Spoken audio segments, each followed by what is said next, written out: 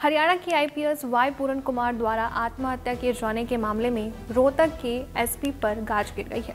चौतरफा दबाव में आई सरकार ने शनिवार को कार्यवाही करते हुए रोहतक के एसपी नरेंद्र बुजानिया को पद से हटा दिया है। सजा के तौर पर उन्हें अभी कोई नई पोस्टिंग नहीं दी गई है।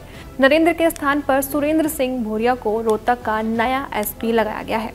एसपी पर कार्रवाई के बावजूद पुलिस महानिदेशक शत्रुजीत कपूर को लेकर अभी भी संशय बना हुआ है। चर्चा है कि केंद्रीय मंत्री मनोहर लाल के विदेश दौरे से आने के बाद ही इस मामले में अब कोई ठोस कार्रवाई होगी। एडीजीपी की मौत के मामले में उनकी पत्नी ने एफआईआर दर्ज करवाई थी। पहले एफआईआर में SC/ST एक्ट की धारा लगाई गई थी, जिसमें अधिकतम 5 साल की सजा का प्रावधान था। अब पुलिस ने ये धारा बदल दी है और नई धारा में आजीवन कारावास तक की सजा का प्रावधान कर दिया है। पत्नी अमनीत पी कुमार ने दोबारा आवेदन देकर पुलिस से मांग की थी कि मामला गंभीरता से लिया जाए।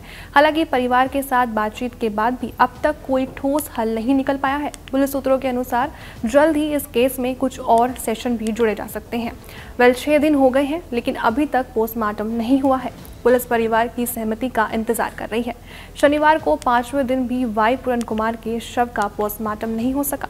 चंडीगढ़ के गृह सचिव मनदीप बराड़ ने शनिवार की सुबह पूरन कुमार की पत्नी अमनीत पी कुमार के साथ मुलाकात की। इसके कुछ समय बाद चंडीगढ़ प्रशासन ने वाई पूरन कुमार के शव को सेक्टर 16 अस्पताल से PGI में रखवा दिया। परिवार के लोगों की तरफ से इसका भी विरोध किया गया। इस पर राजनीति भी तेज हो गई। इस पर राज्यपाल गुलाब चंद कटारिया ने कहा, इस पर कानूनी तरीके से एक्शन लिया जा रहा है। जो उनका एसपी था,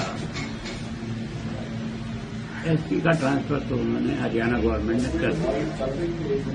डीजीपी के बारे में मैं सोचता हूं कि उनकी मांग है कि इनको अरेस्ट करो।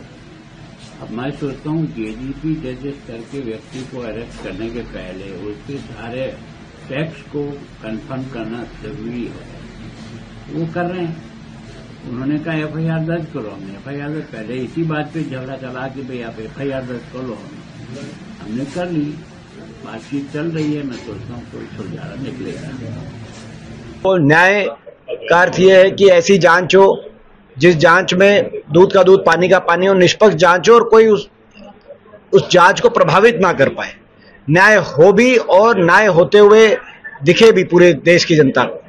ये सरकार से मांग है, सरकार संवैधानिक राज धर्म निभाए।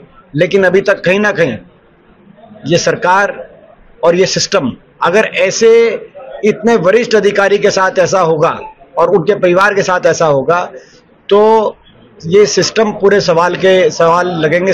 2001 बैच के आईपीएस अधिकारी वाई पूरन कुमार की आत्महत्या ने कई सारे सवाल खड़े कर दिए हैं। 52 वर्षीय पुलिस अधिकारी ने मंगलवार को अपने घर में खुद को गोली मार ली। उनकी मौत के बाद सियासी तूफान खड़ा हो गया। उनके सुसाइड नोट में हरियाणा के डीजीपी शत्रुजीत कपूर, रोहतक के एसपी नरेंद्र सहित 8 वरिष्ठ पुलिस अधिकारियों पर जाति आधारित भेदभाव और मानसिक उत्पीड़न के गंभीर आरोप लगाए गए हैं। मुख्यमंत्री ने साफ कर दिया है कि दोषी चाहे कितना भी बड़ा अधिकारी क्यों न हो, लेकिन बख्शा नहीं जाएगा।